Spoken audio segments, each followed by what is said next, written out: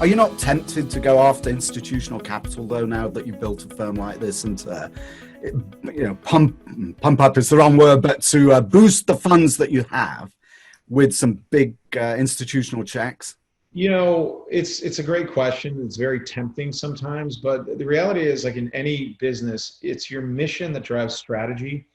And our team is very committed to this idea that our mission is to transform the way individuals invest in real estate. And it goes back to what I said earlier.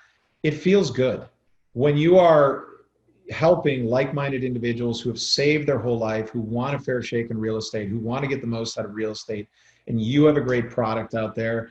And, it's not to say that we won't go to the institution someday, but this will always be our core business, right? And when you set up, especially from an infrastructure standpoint, the way we're set up in our IR department and our marketing department and our accounting and everything we do is really catered towards the individual. And when you go into the institutional environment, that's almost a company within a company, right? That's a whole nother channel. Certainly from an acquisition standpoint, they're going to go after the same deals, and you can amortize your team a little bit more over that. But we have plenty of capital within the institutional world, the individual world, and we're barely tapping the surface. So, and quite honestly, Adam, from a brand or an organizational value standpoint, my partner and I, the reason why we want to go here too is a company is not just worth, especially in our industry, the assets under management, right?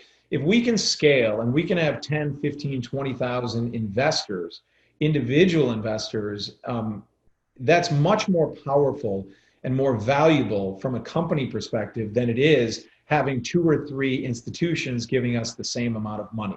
So there is when we look at this, there's a company aspect to it as well. And this came out years ago because we never set out to grow like this. We didn't set out to say, we want thousands of investors, we want this.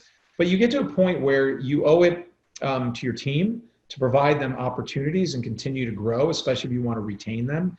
And then you owe it to your investment partners as well to hire the best team you can. And you can only do that by having larger sums of money under management. And so growth is a part of what we're doing, but it's measured growth and making sure that we don't go from being an organization that really focuses on investment returns to an asset gatherer. And that's what you see so often in the market